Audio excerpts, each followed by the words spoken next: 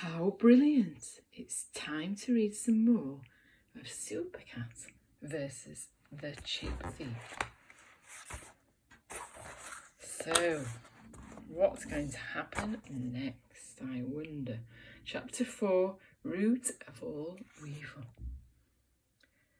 And Supercat and James are on their way to try and rescue the potatoes. It would have been quicker to cut through town, but a cat riding a bike might have caused a commotion, so they went the long way around. Supercat pedalled at such speed down the lanes that James was worried the tyres might melt. They reached Murphy's farm in no time.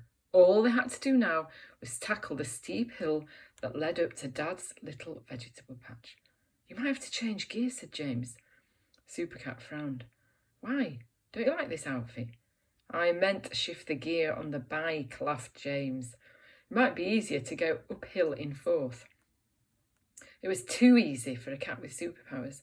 As they approached the top of the hill, Supercat showed no signs of slowing down. In fact, he was speeding up. "Look out!" warned James. "I can't," said Supercat. "My mask slipped." The eye holes were now round the back of his head.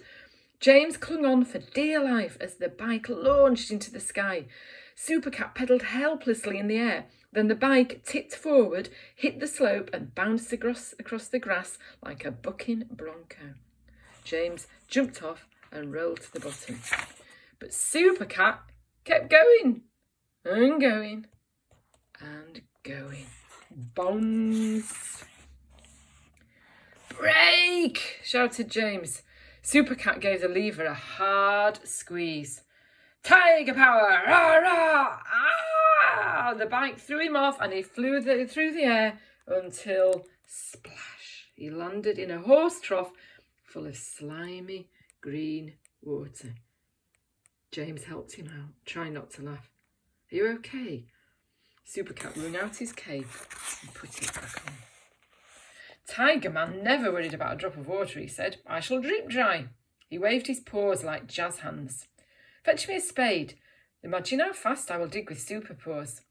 James unlocked his dad's shed. He fetched a short shovel for Supercat, sacks and a bucket. Supercat's digging skills were amazing. The potatoes flew out of the ground so fast, James had to run at top speed to catch them in the bucket. He picked up the few he had missed, brushed off the mud and put them in a sack. "No sign of weevil holes," he said. "These'll make lovely chips." Said Supercat. "You're dribbling," said James. Supercat wiped his chin on his cape. He stopped digging and stared up at the sky. James noticed that his ears were swiveling again. "What can you hear?" "Whatever it is, I don't like the sound of it," growled Supercat. James strained to listen. "Nothing. You're imagining things." Then he heard it too. Baka, baka, baka, baka, baka, baka. Out of nowhere, a helicopter buzzed across the plot. It flew right over their heads, swooping so low that the blades blew Supercat's whiskers flat. James read the name and number on the undercarriage. "Buster Crackdown, 54321. "Run!" cried Supercat. They raced to the shed and ducked down. James peeked through the window. The helicopter was hovering over the next vegetable plot. "It's dropping something," he said. "Are they bombs?" Supercat's eyes grew wider and wider. Using his super feline sight, he could see that these were no ordinary bombs. They were balls of manure, loaded with wriggling, twitching grubs. "Weevil bombs," said Supercat. They hit the ground and exploded, scattering weevils far and wide. The gruesome grubs burrowed underground, searching for potatoes to scoff. Supercat thrashed his tail. "Someone is deliberately destroying the crops. Who would do such a wicked thing?" James pulled out a pencil and paper. "This is no time to play hangman," said Supercat. "There are steak and chips. Chips at stake." But James wasn't playing. The name on the helicopter was bugging him. He licked the end of the pencil and wrote the letters down. Buster Crackdown. He didn't know of anyone called Crackdown. yet the name sounded familiar. He moved the letters around. Coward Snack Tub. One back custard. Supercat peered over James's shoulder. Coward Snack Tub. One back custard. What nonsense is this? It's not nonsense, said James. Buster Crackdown is an anagram. A word hiding in another word.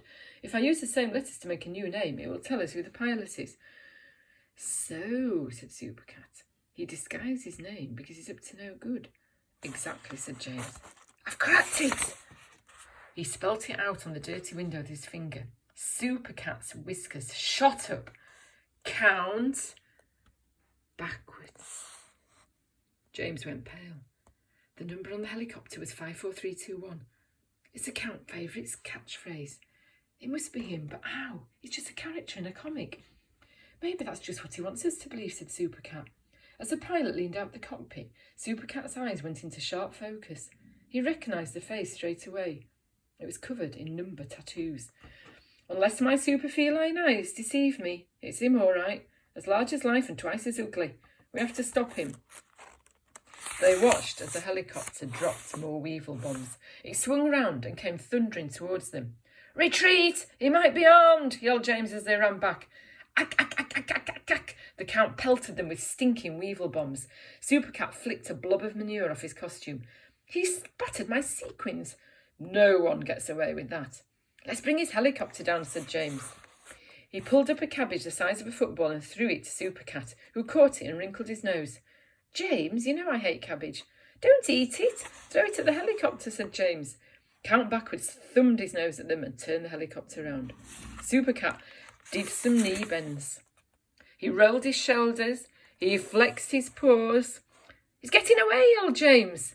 Oh, no, he's not, said Supercat.